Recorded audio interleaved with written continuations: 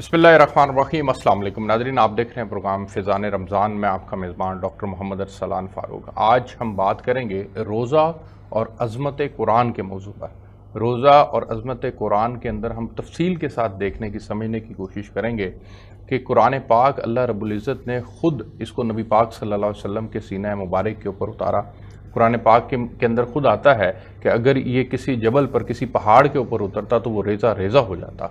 इसकी अज़मत क्या है, इसकी अहमियत क्या है, इसकी फ़जीलत क्या है, इसको पढ़ने के आदाब क्या हैं, और फिर रमज़ानुल मुबारक के अंदर ये कुरान पाक उतरा, इस रमज़ानुल मुबारक के अंदर इसको पढ़ने के क्या फ़ज़ाइल हैं, इन तमाम चीज़ों को आज हम समझने की कोशिश करेंगे। अल्लाह रब्बुल इज़्ज़त का ये कलाम है, नबी पाक सल्लल्लाहु अलैहि वसल्लम के लिए ये एक मौजज़े की हैसियत रखता है। मौजज़ा एक था, और इसके मुतल्लिक़ आता है कुरान पाक के अंदर, ख़ुद अल्लाह रब्बुल इज़्ज़त फरमाते हैं कि फरमा दीजिए कि अगर इंसान और जिन तमाम मिलकर भी इस कुरान की मिसाल लाना चाहें तो नहीं ला सकते। इसकी मिसाल कोई नहीं लाई जा सकती क़यामत तक। तो इसकी अज़मत के ऊपर आज हम बात करेंगे। मैं बहुत मशकूर हूँ अपने मेहमानों का। मेरे साथ तशरीफ़ रखते हैं मुफ्ती सैयद आशिक हुसैन साहब, चेयरमैन हैं कुल मसालिक उलमा मशाइख बोर्ड के। सर बहुत शुक्रिया आपका, आपने प्रोग्राम के अंदर शिरकत की। उनके साथ तशरीफ़ रखते हैं अल्लामा इम्तियाज़ अब्बास काज़मी साहब, मजहबी स्कॉलर हैं। सर बहुत शुक्रिया आपका, आपने प्रोग्राम के अंदर शिरकत की। उनके साथ तशरीफ़ रखते हैं डॉक्टर हाफिज़ उमैर गुलजार साहब, आप लेक्चरार हैं। सर बहुत शुक्रिया आपका, आपने प्रोग्राम के अंदर शिरकत की। मैं मुफ्ती साहब आपसे, रमज़ानुल मुबारक भी है और रमज़ानुल मुबारक के चूँकि फ़ज़ाइल के अंदर हम जाते हैं तो फिर एक बात बड़ी वजाहत के साथ मिलती है कि इसमें कुरान पाक भी अल्लाह रब्बुल इज़्ज़त ने उतारा, इसकी अज़मत और बढ़ जाती है। और फिर इट्सेल्फ कुरान पाक की ख़ुद से एक अज़मत है, ये एक मौजज़ा है, इसकी मिसाल कोई नहीं है।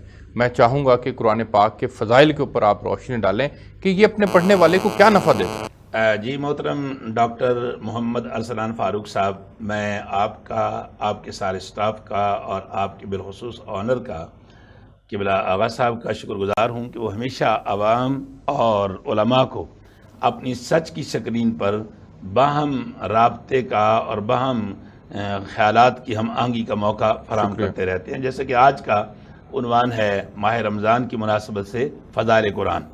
जहाँ तक कुरान मजीद फ़ुरक़ान हमीद की फ़जीलत है तो कुरान पाक में अल्लाह पाक ने यहाँ तक फरमाया कि तुम कुरान पढ़ो, वलक़द यस्सरनल कुरआन लिज़्ज़िक्र, हमने कुरान को तुम्हारे लिए बड़ा आसान कर दिया है। फ़क़रऊ मा तयस्सर मिनल कुरआन, जितना भी आसानी से पढ़ सकते हो। नाज़रीन, अल्लाह ने पाबंदी नहीं लगाई कि सिपारा पढ़ोगे तो मैं कबूल करूँगा, पूरी सूरत पढ़ोगे तो मैं कबूल करूँगा। फरमाया कि मा तयस्सर मिनल कुरआन, जितना आसानी से तुम पढ़ सकते हो उतना पढ़ो। और क्यों पढ़ो? शारे अव्वल, शारे कुरान, साहिब कुरान, हबीब रहमान जनाब मेरे आपके आका करीम अलैहिस्सलातु वस्सलाम ने फरमाया कि भला पीर सैयद इम्तियाज़ अब्बास काज़मी साहब इस पे सैर असल गुफ्तगू फरमाएंगे और लोग हमेशा इनसे मुस्तफ़ीज़ होते हैं।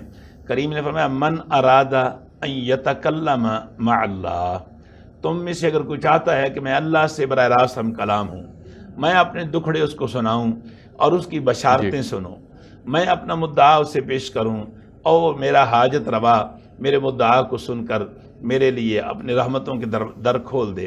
फरमाया फल यक़रअल कुरआन, बस उसे चाहिए कि वो रूए ज़मीन पर कुरान खोले।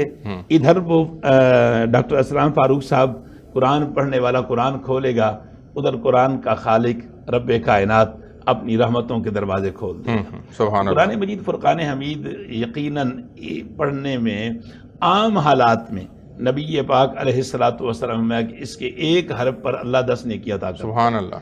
अलिफ लाम मीम, ये 3 हरफ है। आपने अलिफ लाम मीम पढ़ा तो 30 नेकियां आम हालात में हैं। माह रमज़ान में नबी पाक अलैहिस्सलातु वस्सलाम का फरमान है कि एक नफल जो है उसका अजर व सवाब फ़र्ज़ियत के मकाम को पहुँच जाता है, और एक फ़र्ज़ जो है वो फरमाया कमन अद्दा सबईन फ़रीज़ा, ऐसे है जैसे उसने 70 फ़र्ज़ अदा किए। माह रमज़ान में चूँकि नेकियां बेहिसाब बढ़ जाती हैं तो यूँ आप आम हालात में 10 नेकियां पा रहे हैं, मगर माह रमज़ान में आप अल्लाह का कुरान पढ़ रहे हैं तो एक अरब पर आपको 70 नेकियां मिल रही हैं। और ये तो कहने की बात है, वगरना डॉक्टर साहब कुरान पाक में अल्लाह ने फरमाया कि मसलुल्लज़ीना युनफ़िकून अम्वालहुम फ़ी सबीलिल्लाह कमसल हब्बतिन अम्बतत सबअ सनाबिला फी कुल्लि सुम्बुलतिन मिअतु हब्बा। अगरचे ये निफाक फी सबीलिल्लाह के मुताल्लिक आयत है कि अल्लाह की राह में खर्च करें, मगर यहाँ तादाद की बात आई तो तादाद के लिए फरमाया कि मैं एक नेकी के बदले 700 अदा करता हूँ। जैसा कि आप देखते हैं कि ज़मींदार ज़मीन के अंदर एक दाना बोता है तो मैं उससे एक पौधा निकालता हूँ, उससे कॉम्पलें निकलती हैं, उसकी शाखें बनती हैं, हर शाख पे बाली बनती है एक दाने से, और मैं 700 तक अता करता हूँ। और अगली बात जो कही माह रमज़ान में तिलावत कुरान की बात, फ़ज़ाइल कुरान की, वल्लाहु युदाइफु लिमन यशा, ये तो माज तुम्हारे जो गिनती की आदत है ना इंसान को, उसके तहत अदद बताए जा रहे हैं, ये मेरी देन की हद नहीं है। वल्लाहु युदाइफु लिमन यशा, मैं चाहूँ तो जितना चाहूँ तुम्हें बढ़ाकर अता कर दूँ, बेहिसाब अता करूँ।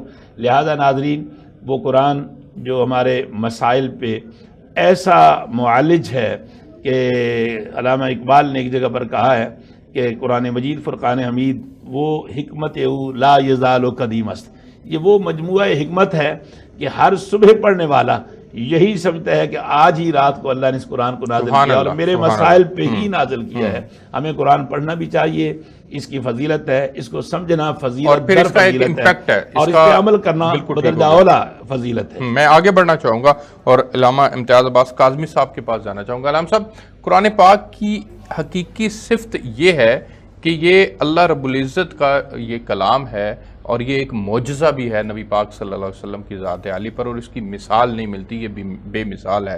तो मैं चाहूँगा कि अज़मत कुरान के ऊपर आप ज़रा रोशनी डालिएगा प्लीज़। अऊज़ु बिल्लाहि मिनश शैतानिर रजीम, बिस्मिल्लाहिर रहमानिर रहीम।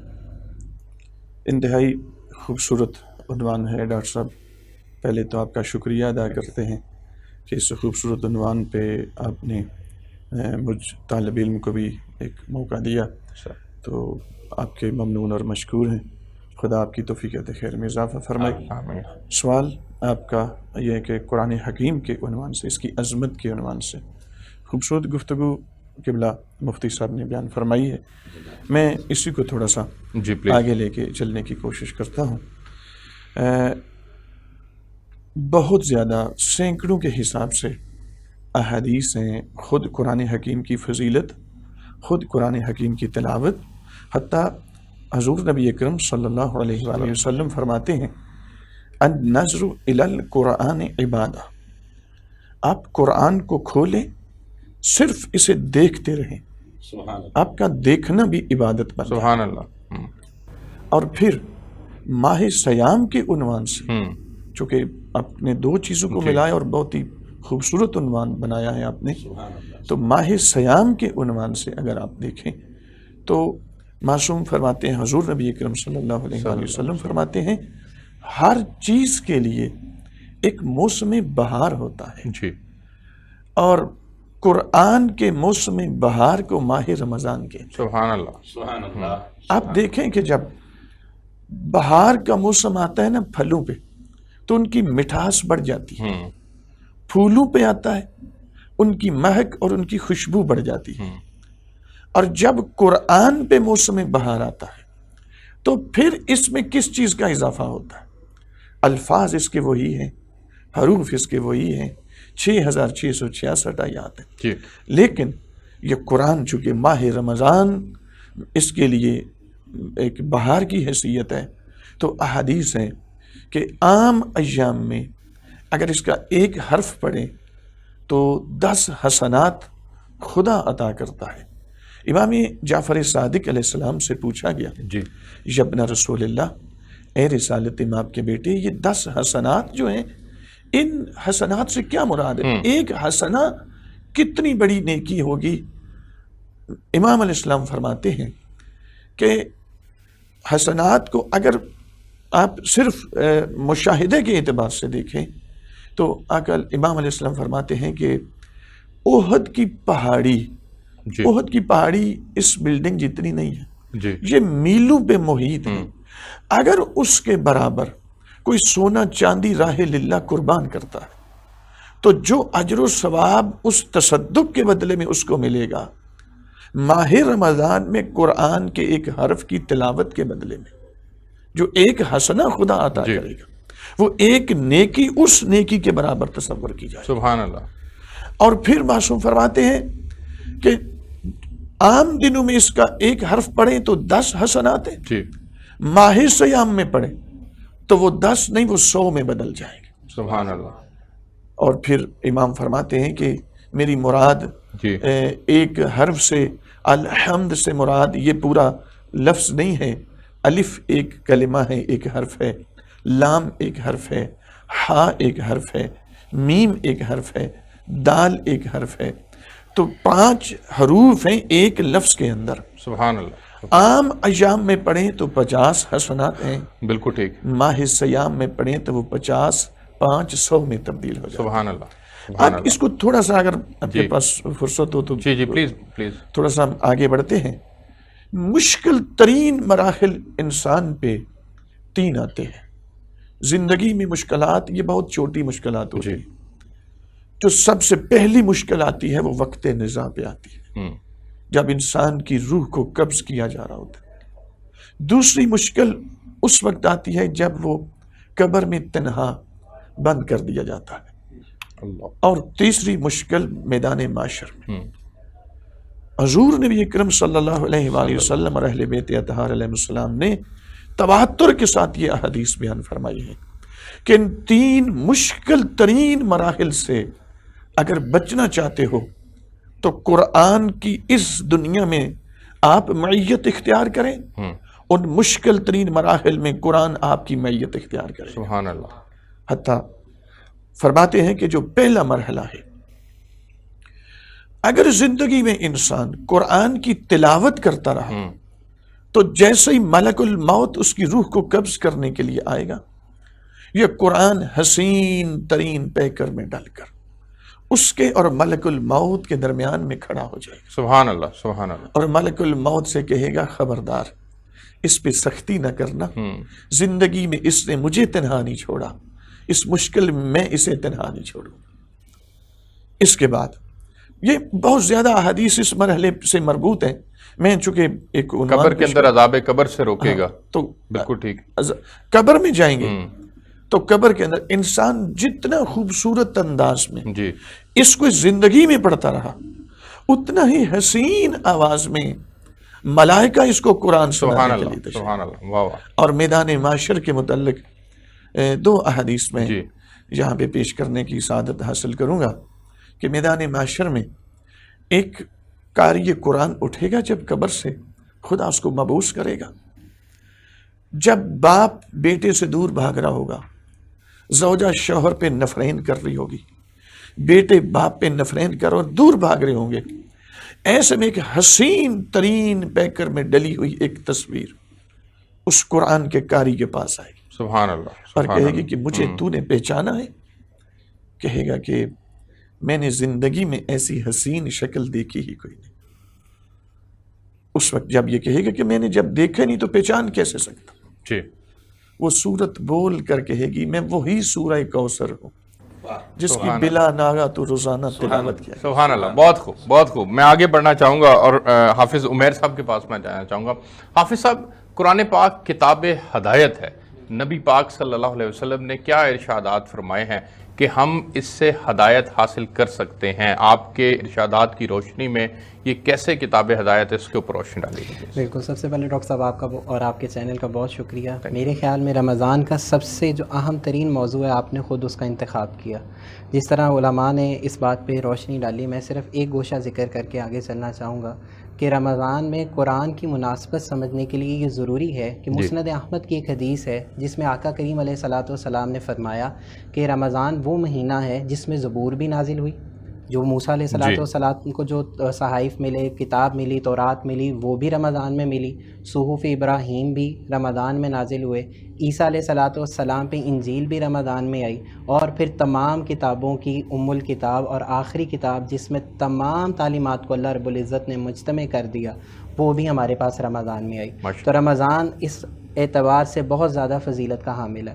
اور آپ نے ایک جملہ بولا، میں اسی بات کو بڑا کروں گا کہ قرآن آقا علیہ السلام کا ایک معجزہ ہے. ہمیں یہ یاد رکھنا چاہیے کہ قرآن آقا کریم علیہ الصلاۃ والسلام کا سب سے بڑا معجزہ ہے، رحمان کا اور صاحب رحمان مطلب آقا کریم علیہ الصلاۃ والسلام کا سب سے بڑا تعارف ہمارے پاس قرآن ہے. اور جو بات آپ نے کہی وہ قرآن میں اللہ تعالیٰ نے یوں فرمائی، یا ایھا الناس، اے لوگو، قد جاءتکم موعظۃ من ربکم، تمہارے رب کی طرف سے تمہارے پاس ایک نصیحت آ گئی ہے، سب سے بڑی نصیحت آ گئی ہے. اور وہ نصیحت کیا کرتی ہے؟ وہ شفاء لما فی الصدور، جو دلوں میں سینوں میں کجیاں ہیں، برائیاں ہیں، ان کا علاج کرتی ہے.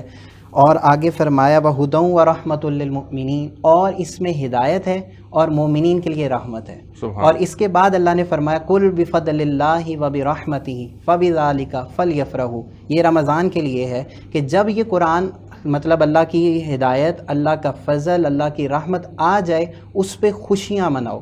یہ اس سے بہتر ہے ہوا خیر مما یجمعون، جو کچھ تم جمع کرتے ہو. اور جو بات آپ نے ہدایت کی میں اسے تھوڑا سا ایک ڈیفرنٹ اینگل سے کور کرنے کی کوشش کروں گا.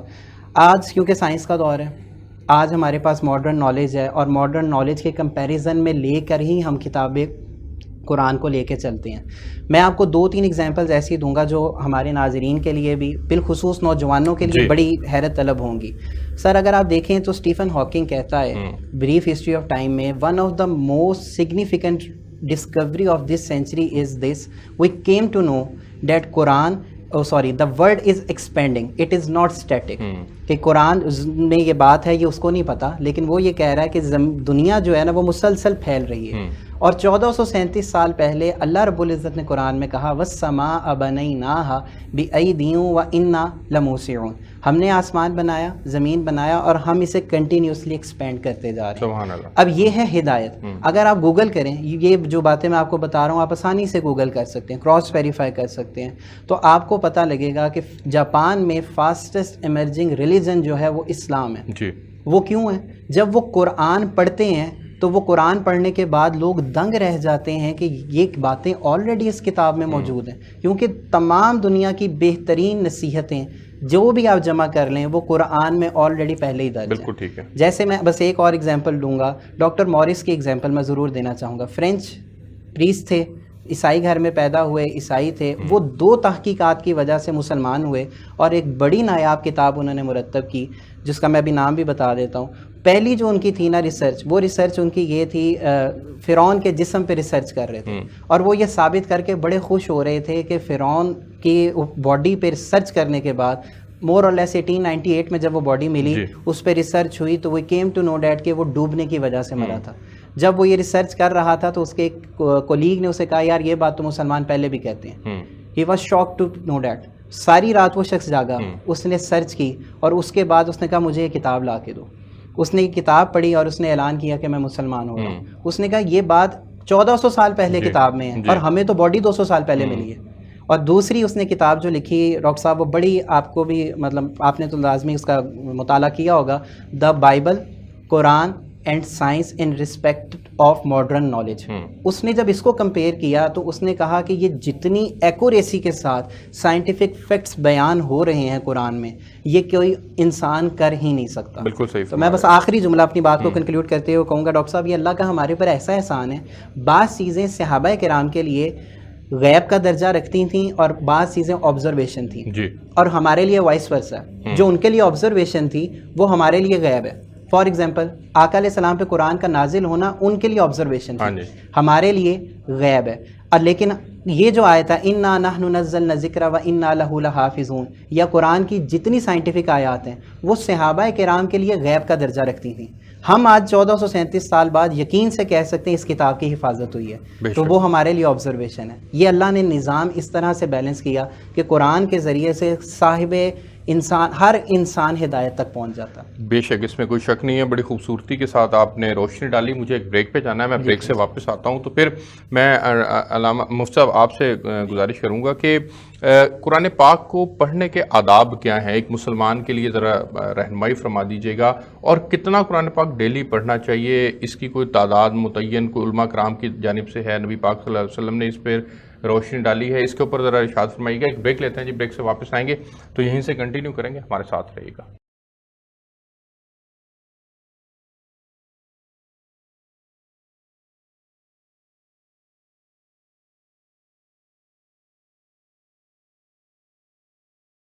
جی ویلکم بیک ناظرین، آج ہم روزہ اور عظمت قرآن کے موضوع پر بات کر رہے ہیں۔ ہمارے ساتھ مفتی عاشق حسین صاحب ہیں۔ مفتی صاحب آپ بتائیے گا کہ رمضان المبارک کے اندر یا اس کے علاوہ بھی ہمیں کتنا قرآن پاک روزانہ معمول بنا لینا چاہیے؟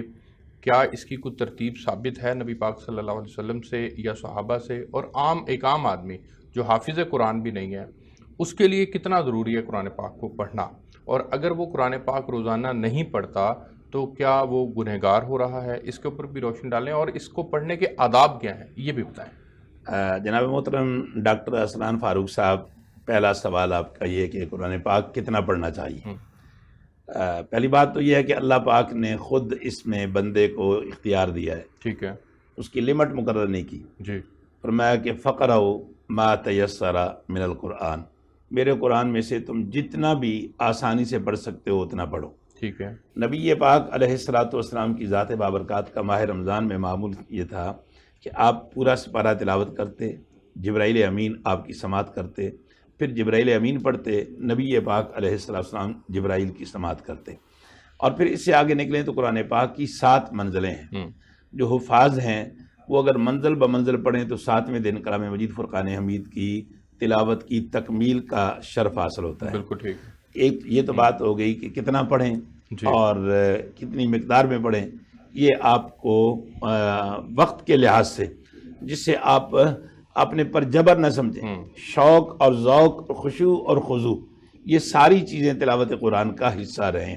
اور اگلی بات آ گئی کہ اس کے آداب کیا ہیں۔ عام جو حافظ نہیں ہے، عام آدمی ہے، وہ غیر حافظ، وہ ایک سپارہ پڑھے، آدھا سپارہ پڑھے، ایک پاؤ پڑھے، ایک آیت بھی پڑھ لے۔ پاک نبی علیہ الصلوۃ والسلام نے فرمایا کہ قرآن کا اور میرے امتی تیرا باہم جو تعلق ہے نا، یہ وہ ہے جو اونٹ کا اور اونٹ کے مالک کا، اونٹ کی مہار کا ہوتا ہے جی۔ ٹھیک ہو گیا۔ اگر مہار اس کے ہاتھ میں ہے جی تو وہ اونٹ اس کے ساتھ ہے۔ یعنی قرآن پاک پڑھنے کے اعتبار سے اس سے وابستہ اس کی کوئی پابندی نہیں ہے نبی پاک صلی اللہ علیہ وسلم کتنا پڑھنا ہے، یہ پابندی نہیں، مگر وابستگی پابندی ہے۔ تو قرآن مجید فرقان حمید کی تلاوت میں تعداد کے لحاظ سے پابندی نہیں ہے، ترتیب کے لحاظ سے پابندی اس وقت ہے جب آپ نماز پڑھ رہے ہیں۔ ٹھیک ہے۔ تو جو صورت آپ نے پہلی رکعت میں پڑھی ہے اس سے اگلی صورت آپ نے پڑھنی ہے۔ اچھا، اب قرآن پاک کو اگر آپ منازل میں پڑھنا چاہتے ہیں تو ارسلان صاحب 7 منزلیں ہیں قرآن پاک، اس سے آپ 7ویں دن تکمیل قرآن کا وہ درجہ اور شرف حاصل کر لیں گے۔ تیسرا سوال آپ کا تھا کہ قرآن کے پڑھنے کے آداب کیا ہیں۔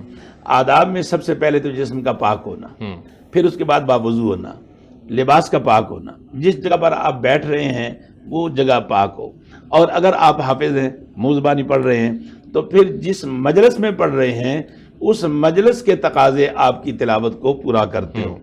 اور اگلی بات جہاں تک اس کا ریٹرن ہے ادب کا، تو ڈھیروں واقعات، ایک سے ایک بڑھ کر ایمان افروز واقعات ہیں، جن میں اس قرآن پاک کی پہلی آیت بسم اللہ الرحمن الرحیم، جو کہ قرآن مجید فرقان حمید میں 115 مرتبہ آئی ہے، 113 مرتبہ شاہی صورتوں کے آغاز میں ما سوائے سورۃ توبہ کے، اور 2 مرتبہ رننگ میٹر میں۔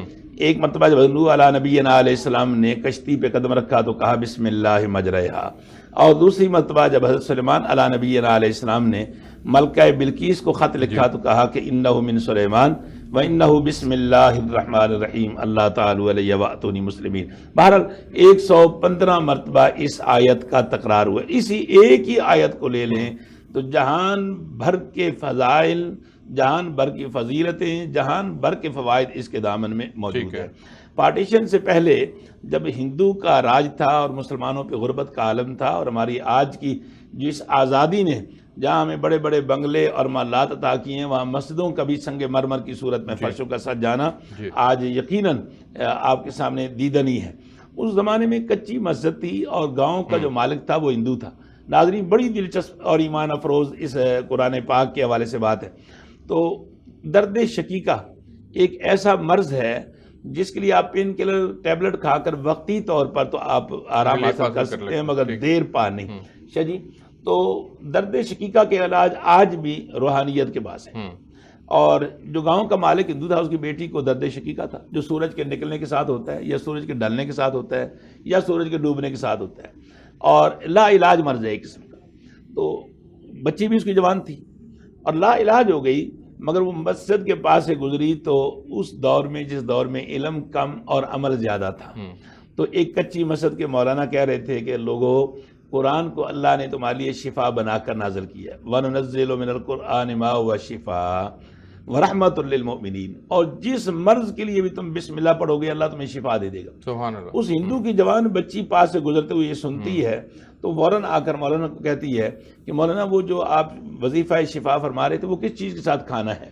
تو کہا بیٹے یہ کھایا نہیں جاتا، یہ پڑھا جاتا ہے۔ ان کا کیا؟ تو کہا پڑھے بسم اللہ الرحمن الرحیم، اور جہاں درد ہے وہاں ہاتھ رکھ کر پڑھے۔ اس نے ماتھے پہ ہاتھ رکھا، شاہ جی اس نے بسم اللہ پڑھی، اس کا ہاتھ بعد میں اٹھا اور درد اللہ نے پہلے دور کر۔ سبحان اللہ۔ اب ڈاکٹر صاحب وہ بچی بسم اللہ کا تخم بن گئی، وہ اٹھے تب بسم اللہ، بیٹھے تب بسم اللہ، سوئے تب بسم اللہ، جاگے تب بسم اللہ۔ دنیا کا متعصب ترین یہ مذہب ہے ہندوازم، اسے قطعاً یہ گوارا نہیں تھا کہ اس کے گھر میں قرآن کا چراغ جلے۔ اور اب مگر بچی جوان تھی، عزت و غیرت کا دور تھا، وہ یہ چراغ بھی بجھانا چاہتا تھا، عزت بھی بچانا چاہتا تھا۔ اگر اپنے ہاتھ سے مار دیتا ہوں تو لوگ کہیں گے پتہ نہیں بچی نے کیا گل کھلایا تھا کہ اس نے اسے قتل کر دیا ہے، اور اگر زندہ رکھتا ہوں تو مجھے گوارا نہیں کہ قرآن کا چراغ اور اس کی روشنی میرے گھر میں رہے۔ تو اتنے میں سپیرا گزرا تو شیطان نے اس کو کہا کہ تیرا کام بن گیا ہے۔ شیطان نے اسے مشورہ دیا کہ سپیرے کے بعد جو مٹی کی ڈولی ہے نا، اس میں جو سانپ ہے، سانپ کا یہ سائیکو یہ ہے کہ یہ جتنا چھوٹا ہوتا ہے اتنا ہی زہر کا ٹوٹا ہوتا ہے، تو جو چھوٹا سانپ ہوگا وہ کسی بہانے سے گھر لا کر ڈولی میں رکھ دے، اور اس بچی کو کسی چیز کو اٹھانے کے بہانے اس مٹی کی ڈولی سے ڈھکن اٹھوانا، یہ ہاتھ ڈالے گی یہ وہیں مر جائے گی، اور قرآن کا چراغ بھی تیرے گھر سے بجھ جائے گا اور تیری عزت بھی بچ جائے گی۔ چنانچہ بیوی کو اعتماد میں لے کر اس نے سپیرے سے وہ سانپ لے لیا۔ اب شام پڑی تو ماں اپنی بچی کو کہتی ہے بیٹے تم صحت مند بھی ہو گئی ہو، جوان بھی ہو گئی ہو۔ بچیاں جب جوان ہوتی ہیں تو ماں باپ ان کے داج دون کو بنانے کا جہیز جس کو کہتے ہیں شروع کر دیتے ہیں، تو تیرے ابا تیرے لیے سونے کا ہار بنوا کر لائے، اور وہ جو پیٹی کا صندوق پڑا ہے ناظرین اس کے اوپر وہ مٹی کی ڈولی رکھی ہوئی تھی۔ ماں کہتی ہے میرے بچے وہ ذرا ہار لا کر مجھے دکھاؤ تو صحیح وہ کیسا ہے۔ حسب معمول، سبحان اللہ، بچے نے بسم اللہ پڑھی، وہ اٹھی پڑھی بسم اللہ الرحمن الرحیم، اس نے دہلیز کراس کی بسم اللہ الرحمن الرحیم، اس نے ڈاکٹر صاحب ڈھکن اٹھایا اور کہا بسم اللہ الرحمن الرحیم، ہاتھ ڈالا، سبحان اللہ، سونے کا ہار اٹھا کر گلے میں ڈال اور اچھلتی کودتی باپ کے گلے میں بائیں ڈال کر، جس طرح بچیاں لاڈ پیار کرتی ہیں، ابا کا ماتھا چومتی ہے، ابا ایسا ہار تو کسی بادشاہ نے بھی اپنی بیٹی کے لیے نہیں بنوایا ہوگا جو آپ میرے لیے لائے ہیں۔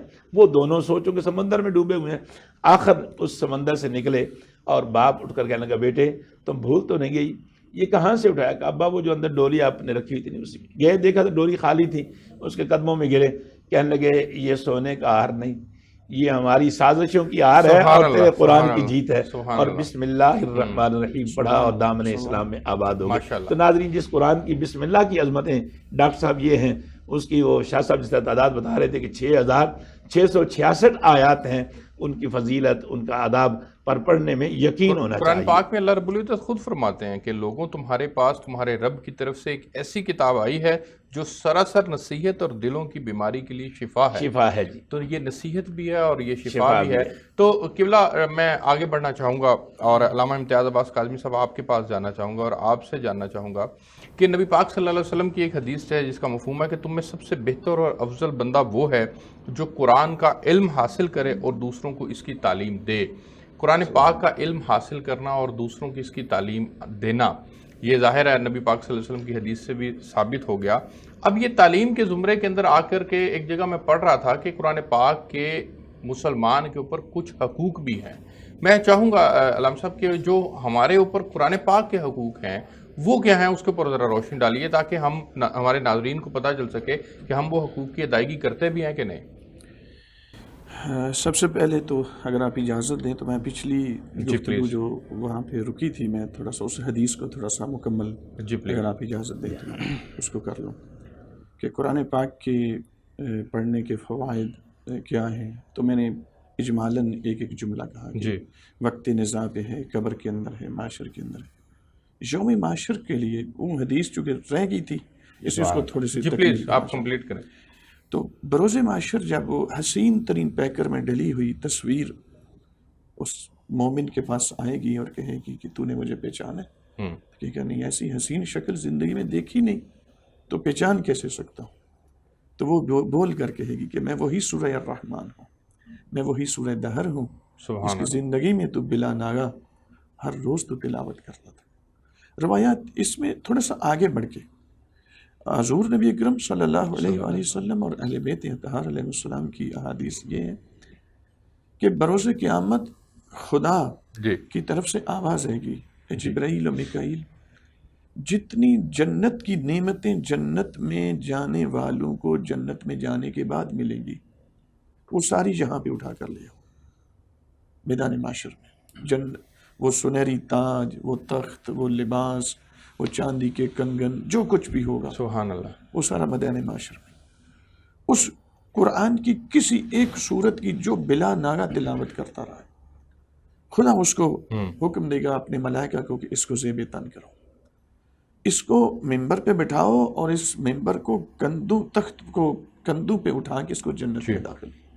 جب ملائکہ اٹھائیں گے اس تخت کو اور اوپر وہ قاری قرآن بیٹھا ہوگا، قرآن کی کسی ایک صورت جو یعنی اس کے مقدار کا جو ابھی قبلہ مفتی صاحب سے بھی آپ سوال فرما رہے تھے، مقدار کا تعین نہیں، کم از کم یہ ہے کہ کسی ایک صورت کی تلاوت، وہ چاہے سورہ کوثر ہی کیوں نہ ہو، سورہ توحید ہی کیوں نہ ہو، تو ہوگا یہ کہ جب ملائکہ اس کو کندھوں پہ اٹھا کے جنت میں داخل کرنا چاہیں گے تو ہاتف غیبی سے خداوند متعال کی طرف سے آواز آئے گی، اے میرے قرآن کی سورہ کوثر، اے قرآن کی سورہ دہر، یہ تیری تلاوت کے بدلے میں نے اس کو یہ اجر و صلہ عطا کیا، سبحان اللہ، کیا تو اس پہ راضی ہے؟ تو وہ سورت کہے گی پروردگار، یہ جو کچھ بھی تو نے دیا ہے تو نے اپنی مرضی سے دیا، تیرا مجھ سے وعدہ ہے کہ جو تجھے بلا ناگا پڑے گا قیامت کے دن جو تو کہے گی میں وہ عطا کروں۔ سبحان اللہ، سبحان اللہ، جب یہ قرآن کی سورت کہے گی ہاتف غیبی سے پھر آواز آئے گی، میرے ملائکہ اس تخت کو ذرا نیچے رکھو، تخت نیچے رکھا جائے گا، خدا جنت کے جتنے مدارج ہیں ان تمام درجات کو کھول کر اس کے سامنے رکھ دے گا اور اس قرآن کی کے قاری کو کہے گا کہ قرآن پڑھتا اے سورہ الرحمن کا قاری، اے سورہ کوثر کا قاری، میں نے جنت کے جتنے مدارج ہیں سارے کھول کر تیرے سامنے رکھ دیے، تجھے حکم دیتا ہوں جس طرح زندگی میں تو قرآن کی ایک ایک آیت کی ٹھہر ٹھہر کے تلاوت کرتا تھا، آج بھی اسی طرح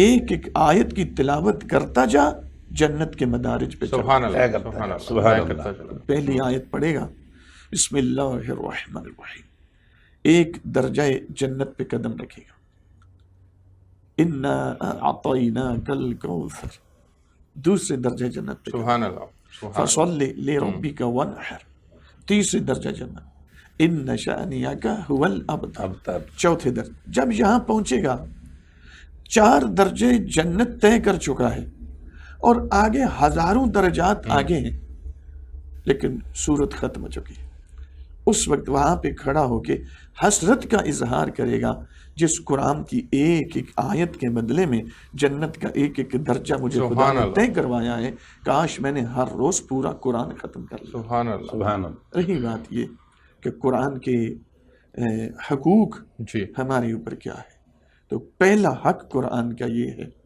کہ جو بالکل عام بندہ جو پڑھا بھی نہیں ہے، جی، قرآن پڑھنا بھی نہیں جانتا، پہلا حق یہ ہے کہ قرآن کو ہر روز کچھ دیر کے لیے کھولے، سبحان اللہ، پڑھ نہیں سکتا تو صرف اسے دیکھتا رہے، اس کے لفظوں کو جب تک دیکھتا رہے اس گا کو دیکھنا بھی عبادت ہے، وہ عبادت ہوتی رہے گی۔ اور دوسرا حق اس کا یہ ہے کہ قرآن اگر پڑھ سکتا ہے تو پھر اس کو سمجھ کے پڑھے، اس لیے خداوند متعال فرماتا ہے کہ اس کو ٹھہر ٹھہر کے پڑھو، سمجھ، افلا یتدبرون، کیا تم قرآن میں تدبر نہیں کرتے؟ یہ قرآن کا حق ہے ہمارے اوپر کہ جتنی خدا نے عقل اور بصیرت عطا فرمائی ہے، جی، اور البتہ یہ ایک طے ہے کہ علوم کے ساتھ بالکل آراستہ ہو، بالکل ٹھیک ہو، اگر بغیر علوم کے ہم اس میں دقت کریں گے تو مشکلات بھی آئیں گی۔ اور بہت سارے لوگوں کو پھر دیکھا ہے کہ راہ راستے ہٹ بھی جاتے ہیں، بالکل ٹھیک ہو گیا. نافہمی کی بنا پر. تو چند حقوق اور بھی ہیں انشاءاللہ. آپ میں ایک بریک پہ جانا ہے مجھے، میں بریک سے واپس آتا ہوں تو پھر میں حافظ صاحب کے پاس جاؤں گا. ناظرین ایک بریک لیتے ہیں، بریک سے واپس آئیں گے تو یہیں سے کنٹینیو کریں گے. ہمارے ساتھ رہیے.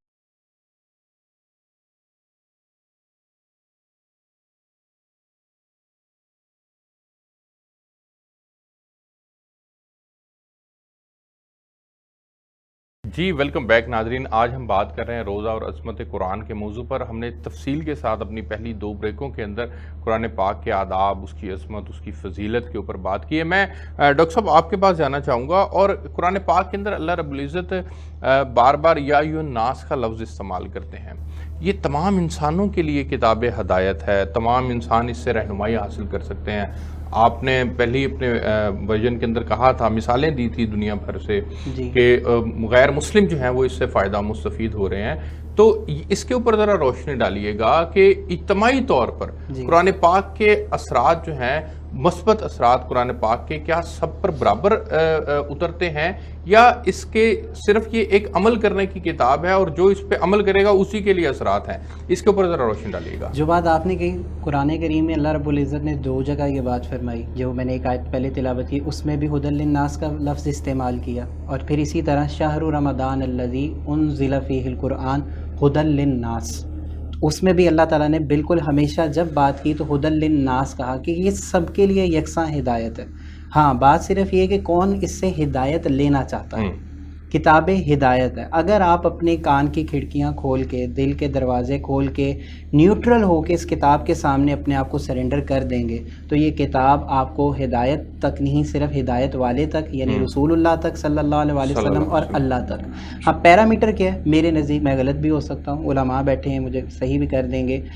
قرآن سے ہدایت لینے کے لیے سب سے پہلے صاحب قرآن سے ہمارا حبی اور قلبی تعلق استوار ہونا ضروری ہے. جب تک ہم آقا کریم علیہ الصلوۃ والسلام سے نہیں جڑیں گے تب تک قرآن کی تاثیر ہمارے دلوں پہ اثر نہیں کرے گی. اسی وجہ سے سیدہ عائشہ سے جب پوچھا گیا کہ قرآن کے بارے میں بتائیں تو آپ نے فرمایا کہ تم نے رسول اللہ کے اخلاق نہیں دیکھے، وہ قرآن کی پریکٹیکل مینیفیسٹیشن ہے. اور بس آخری بات میں کروں گا اس میں یہ کہ سر ہم مسلمانوں نے یہ ایک بہت بڑی آپ کہہ لیں ہم سے خطا ہوئی، یا ہم نے اس بات کی طرف توجہ نہیں دی کہ سب سے پہلے اور آخری مقصد اس کتاب کا ہدایت ہے. اگر ہم اس کتاب کو ہدایت کے زمرے میں نہیں لے رہے، اس سے ہدایت نہیں حاصل کر رہے اور اپنے بچوں کو انکلکیٹ نہیں کر رہے، جو آقا علیہ السلام نے فرمایا کہ اپنے بچوں کو سب سے پہلے میری محبت سکھاؤ، پھر میرے اہل بیت کی محبت سکھاؤ، اور پھر قرآن سکھاؤ. یہ ایک ترتیب دی آقا علیہ السلام نے. اب جب ہم اس ترتیب کو اگر فالو نہیں کرتے تو بس میں یہ آیت کا مفہوم پیش کروں گا. سورہ الجمعہ میں اللہ رب العزت نے 5ویں آیہ میں فرمایا مثل الذین حملوا التوراۃ ثم لم يحملوها کمثل الاسفار، کہ تم نے دیکھا نہیں محبوب کہ یہ جو یہودی تھے ان کی مثال ایسے ہی ہے کہ جن کو تورات دی گئی جیسے گدھے کے اوپر کتابیں لاد دی گئی. کیوں؟ انہوں نے کتاب اللہ، اس وقت تو ظاہر کتاب اللہ وہی تھی، کہ آیات کا بینات کا انکار کیا. تو ہمیں یہ دیکھنا چاہیے کہ کہیں ہم بھی اللہ نہ کرے اس زمرے میں تو نہیں آ رہے کہ سب سے بڑی ہدایت کی کتاب ہمارے پاس ہے، لیکن کیا وجہ ہے کہ ہم ویسا اثر نہیں لے پاتے. تو اثر لینے کے لیے ضروری ہے کہ ہم رسول اللہ صلی اللہ علیہ وسلم سے جڑیں اور اس کتاب کو غور اور فکر کے ساتھ. اچھا، اس میں پھر چونکہ غیر ممالک، مغربی ممالک پرٹیکولرلی، وہ قرآن پاک سے ہدایت لیتے ہیں، رہنمائی لیتے ہیں، وہ ہدایت تو نہیں، رہنمائی وہ ضرور لیتے ہیں. تو اس کا مطلب یہ ہوا کہ قرآن پاک ایسے اصول وضع کرتا ہے جن کو کوئی بھی اڈاپٹ کرے گا تو اس سے وہ مستفید ہو سکتا ہے. میں ایک ایگزامپل دے دیتا ہوں کنٹمپریری. یوسف اسٹیٹس ہیں، آپ نے سنا ہوگا، ذوقر ذاکر نائک صاحب کے ساتھ ہوتے ہیں، وہ کرسچن پریسٹ تھے، لوگوں کو عیسائیت کی طرف دعوت دیتے تھے. انہوں نے قرآن پڑھا تو انہوں نے ایک کتاب لکھی ہے انگلش میں کہ why do preachers of Christianity accept Islam after reading the Quran. پھر بات وہی کہ جب قرآن کے سامنے ہم اپنے آپ کو پیش کر دیں گے تو ممکن ہی نہیں سر، یہ کتاب اللہ کی تاثیر ہے، یہ کلام اللہ ہے، اللہ کا کلام ہے، اللہ کی صفت ہے، اور آقا کریم علیہ السلام تک ہم سے آیا. اور اس دور میں اللہ سے جڑنے کا سب سے بڑا ذریعہ ہمارے پاس وہ قرآن ہے. قرآن سے جڑیں گے تو رسول اللہ سے جڑیں گے. وہ تو قرآن اور رسول تو ایک ہی بات ہے صلی اللہ علیہ وسلم. یہ دونوں حدیث ثقلین ہیں، حدیث خلیفتین ہیں، اس میں آل رسول اور آقا علیہ السلام صاحب ظاہر اس میں شامل ہیں، اور قرآن. یہ جڑنا پڑے گا. یعنی آپ وہ نبی پاک صلی اللہ علیہ وسلم کی اس حدیث کی روشنی میں کہ تم میں سب سے بہتر اور افضل وہ ہے جو قرآن کا علم حاصل کرے اور دوسروں کو اس کی تعلیم دے، تو مسلمان کے لیے تو بدرجہ اولا یہ لازم پھر سر ہے ہمارے اوپر تو کہ بنیادی فرض وہ ہے قرآن پاک کے ساتھ نہ صرف جڑیں بلکہ اس کی تعلیم کو خود بھی حاصل کریں، بلکہ دوسروں کو بھی اس کے اوپر لانے کے لیے اس کی دعوت دیں، اس کی تبلیغ سر کریں۔ امام اس کے لیے جعفر صادق کا بس ایک جملہ کوٹ کروں گا، آپ علیہ السلام نے فرمایا تھا، کسی نے آ کے پوچھا کہ تبلیغ کے لیے کوئی پیرامیٹر بتا دیں، فرمایا تھا کوشش کرنا زبان کا استعمال نہ کرنا پڑے، تمہارا کردار کافی ہو۔ سبحان اللہ۔ تو قرآن سے ہم نے کردار بہتر کرنا، وہ کردار ہوگا تو پھر مسلمان کا کردار ہی سب کچھ ہے۔ بالکل ٹھیک ہوگا سر، آپ تینوں مہمانوں کا بہت شکریہ۔ ناظرین آپ نے پروگرام دیکھا، ہمیں اجازت دیجیے، آپ سے کل ایک نئے موضوع کے ساتھ ملاقات ہوگی، تب تک کے لیے اللہ حافظ۔